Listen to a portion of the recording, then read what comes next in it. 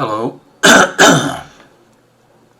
Today I want to take a look at how the different forms of Buddhism actually go together, or do they?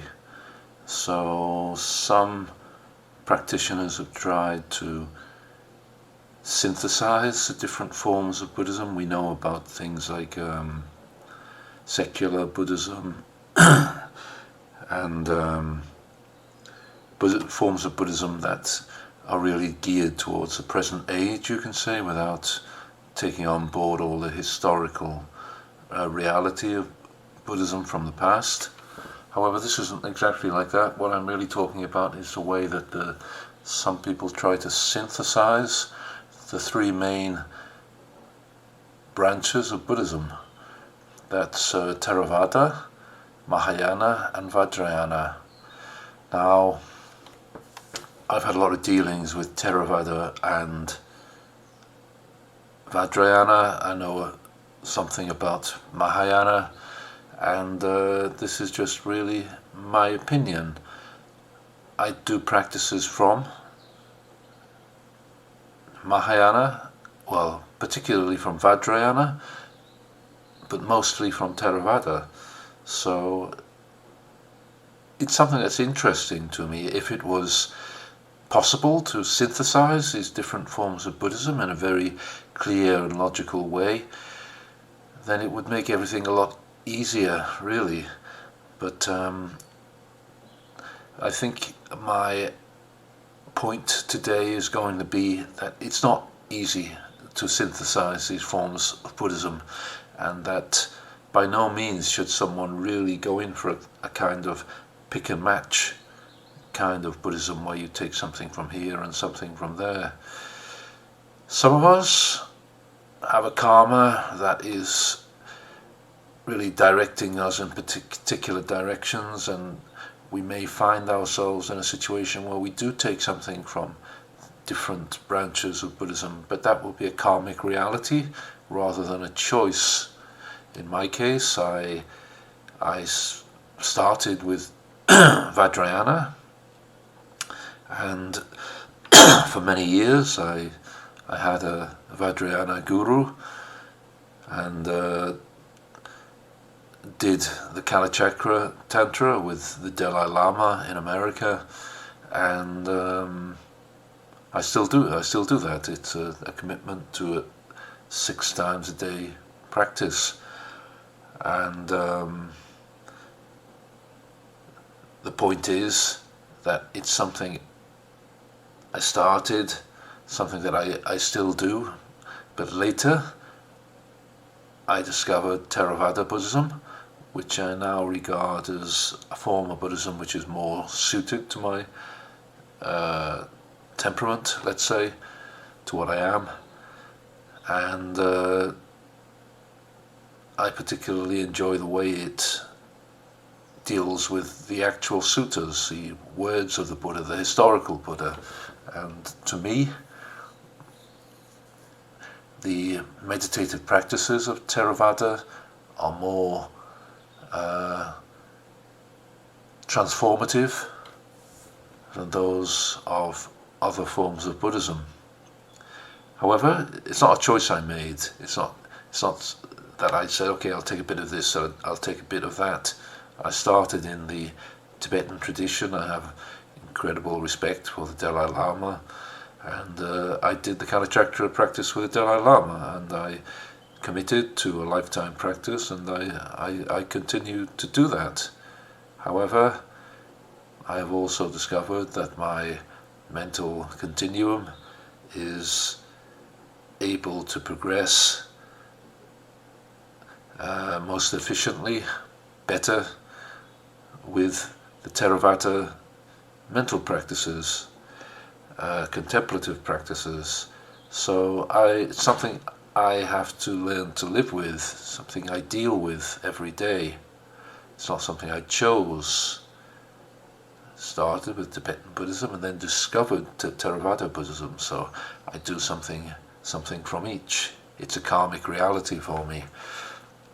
However, if somebody asks me about the possibilities of synthesizing these forms of Buddhism. I would say it's very difficult, really. There are teachers who do try to synthesize them. I think it's not easy.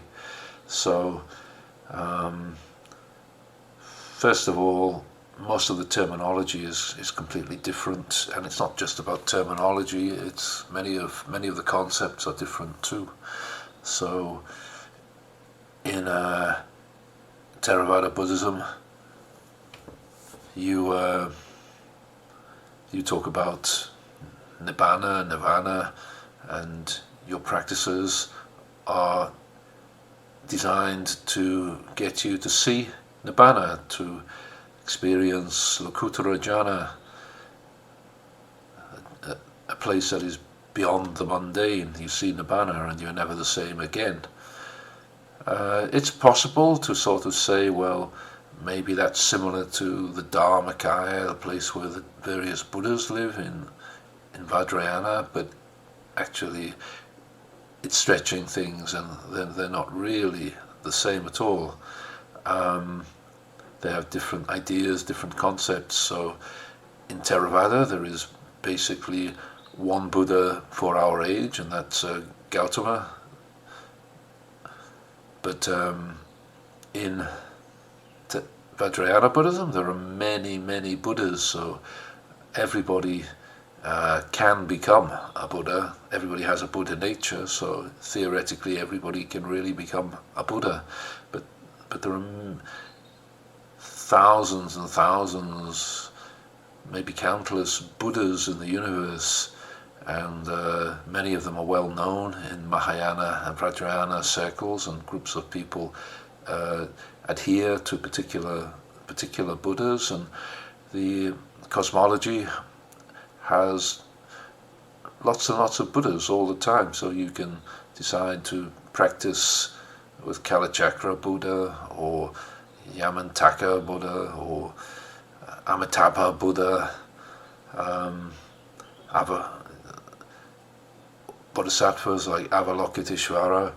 There are so many Buddhas you can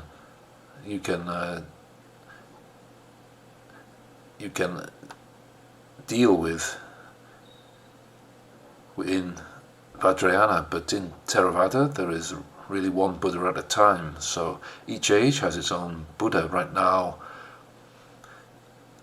it's said that Maitreya Buddha is waiting in Tushita heaven to be born as the next Buddha in the future. But that's just one Buddha at a time. It's not thousands of Buddhas experiencing living in the cosmos. So this is a fundamental these are fundamental differences, to have a Buddha nature or to have a human nature that becomes enlightened. In Theravada, people don't become Buddhas, they become enlightened arahants.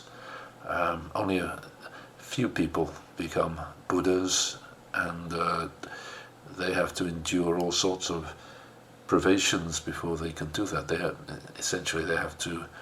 They have to fill up their parami, or their spiritual virtues. A lot of the emphases are different. In Theravada, you will be told that basically you need to deal with your morality. You need to be generous, first of all, dana, then you need to keep the precepts. There are 5 precepts for laymen, 227 for monks. These need to be kept in order for meditation to be effective. If you don't keep them, then you can't really expect the meditation to work very well, because the defilements will be rife in you. The point of doing this is to keep the defilements down. So the point of living an ethical life is to keep the defilements and the hindrances to a minimum. For Westerners, I don't see the same emphasis in Vajrayana or Mahayana Buddhism. I'm not saying that ethics aren't important, and I know that many of the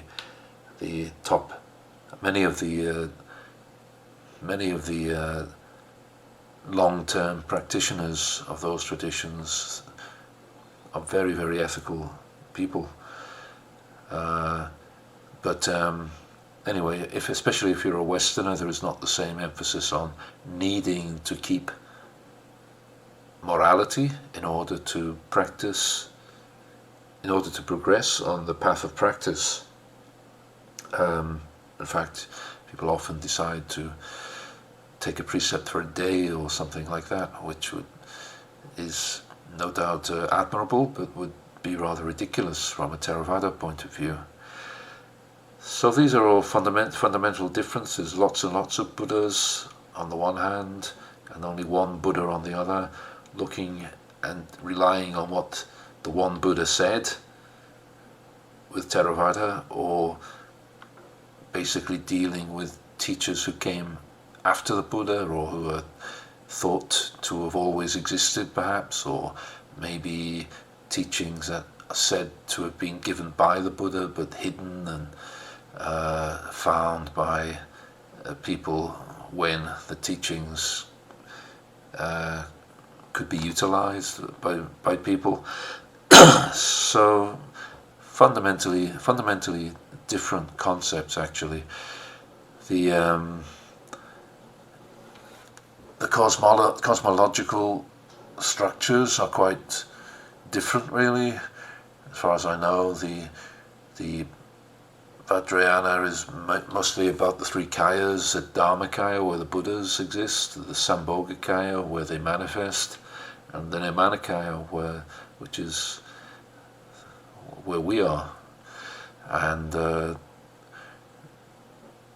I know there are also realms in Mahayana and Vajrayana Buddhism, but it's not like the Theravada, where you have 31 distinct realms, and some of those realms are associated with meditative states in the Theravada Bhavana tradition.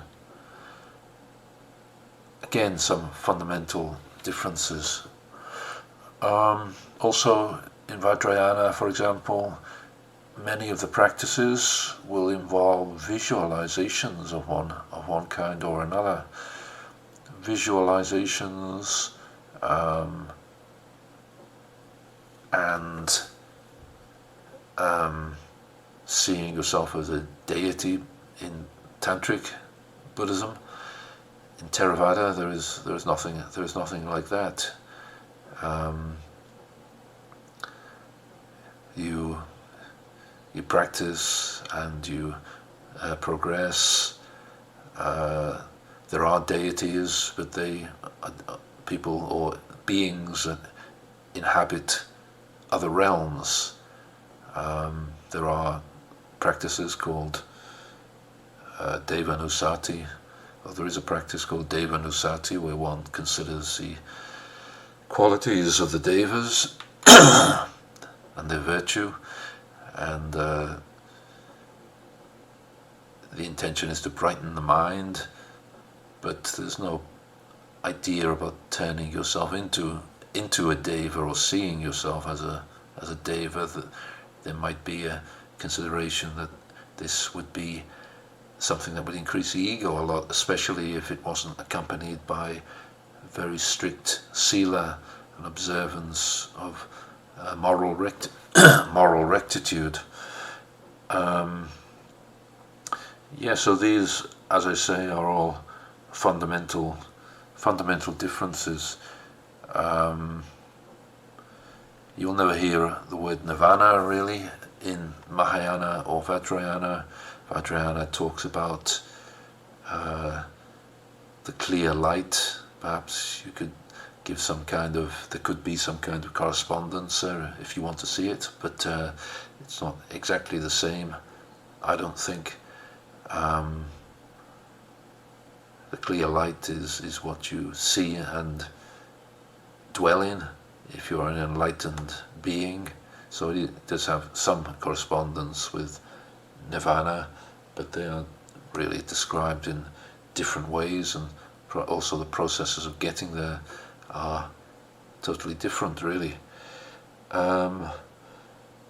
So there are all these points that make a synthesis very difficult. There is an emphasis in Vajrayana on non-duality, which can also be there perhaps for some people in Theravada, but the emphasis in Theravada is on anicca, dukkha, anatta, or non-self, so non-identification of phenomena as self. Don't think the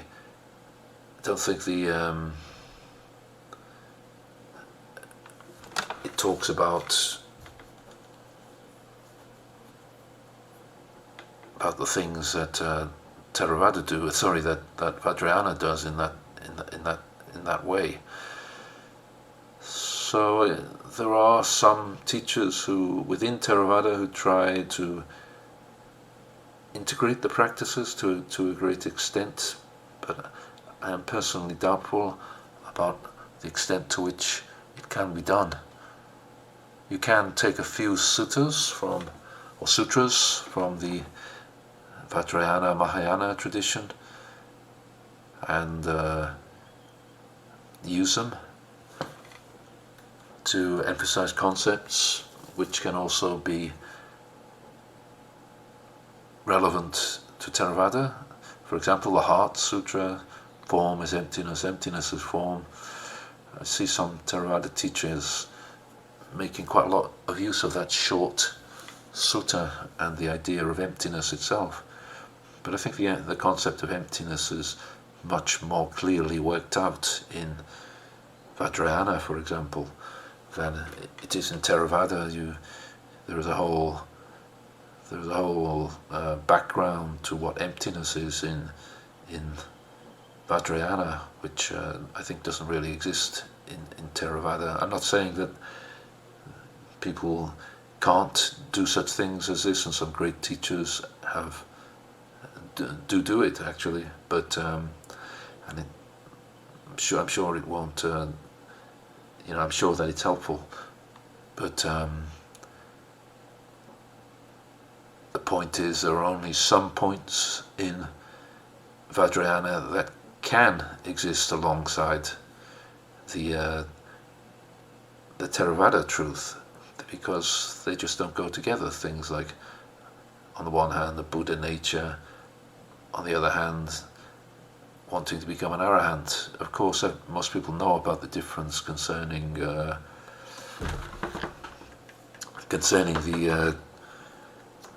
need to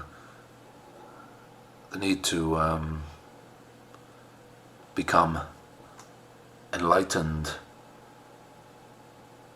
As I said, in Theravada, this is a question of becoming an arahant, but in Vajrayana, it's really more about eventually becoming a Buddha, or realizing your Buddha nature. These are fundamental differences, and it's historically a fact that the Theravada tradition is from the early times of Buddhism in India, while Mahayana and Vajrayana also come from India, but from hundreds of years later, after there had been many schisms and many disagreements amongst the monks and practitioners of Buddhism, so that there was something of a split. And it's said by the Vajrayana that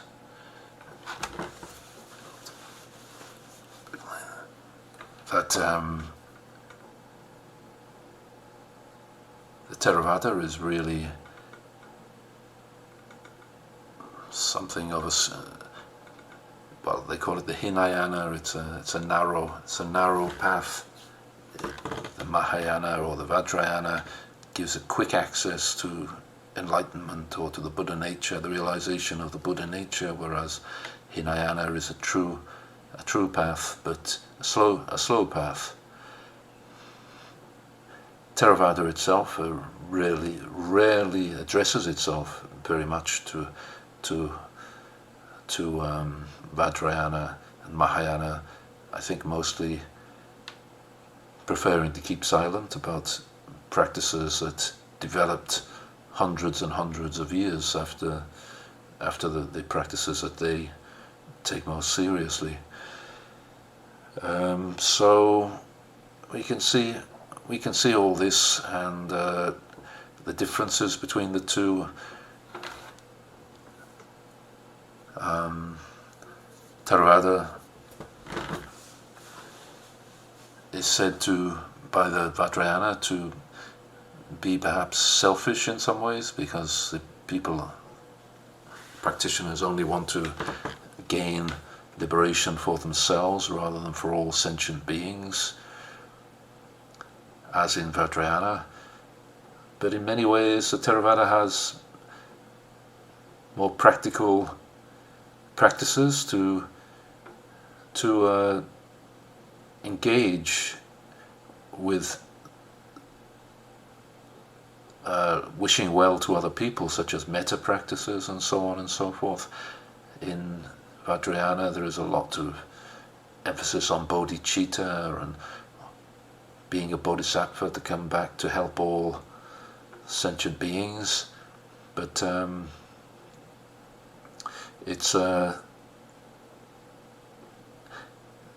I find the actual practices of metta, loving kindness, and karuna, mudita, upekkha in Theravada more developed perhaps, but there's more there to help you in a practical way than you will find in the Vajrayana tradition, which does just tend to keep telling you to have a heart full of bodhicitta. But there again, that's perhaps just my opinions coming through, and I'm trying to keep this as free of opinions as possible. So my final point is that I don't really have any choice, because it's my karma, I think, to have a foot in both camps to some extent.